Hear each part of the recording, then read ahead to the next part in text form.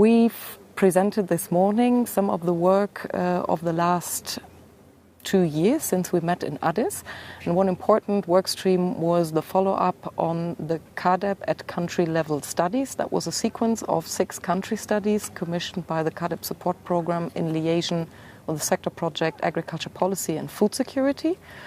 So these 6 country studies eventually led to a policy formulation for the NEPAD agency, NPCA, who used the results of these 6 country studies to reformulate their guidelines for CAADP at country level implementation.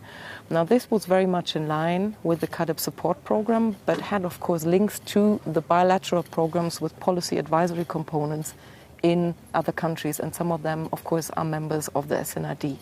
So we there had an exercise where a continental program worked with bilateral programs and a sector project together. That was exciting. We've reached a good status right now, but there's still some work to be done. And we just agreed to continue with a consultancy study on how to improve private sector representation in the national agricultural investment plans, which is one part of this CAADP at country level implementation. But the topics we have on the agenda are CAADP at country level implementation and private sector participation. There's a second one is the discussion to take on a work stream on land policy and land governance, because we have more of portfolio now.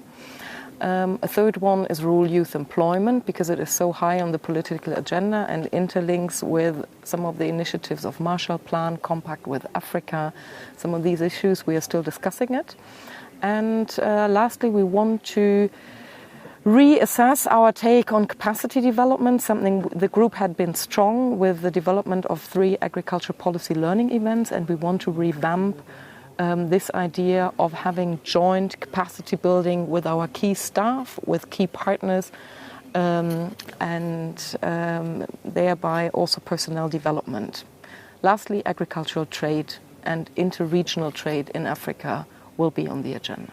One has to be very honest about the enormity of the task ahead for the already now young generation living in rural Africa, and for the more to come. Where the population is growing by 80 million per year currently. The bulge of it is happening in Africa, and those youth who enter the labor market are estimated to be 10 to 20 million per year in Africa alone. So now creating opportunities for them to earn a decent living and to earn a livelihood is an enormous task. And rural development has to play a role, and within rural development, agriculture has to play a role. But it cannot do it alone. And urbanization takes place at the same time. I think we should focus on some of our opportunities we know about. One would be the dynamics of food markets. I do think that we will support some work and share also in the working group and in a workshop tomorrow on some of the perspectives some researchers have given us on how they think food trading, processing will provide job opportunities in West Africa. But we also have to be honest, agriculture and rural development will not solve it alone. And we have a lot of young people in rural areas who are not willing to go into agriculture anymore. As a tandem partner, that's for sure, as a tandem partner of the group, I had a lot of more work to do, but it was fun work to do. So I can only recommend that.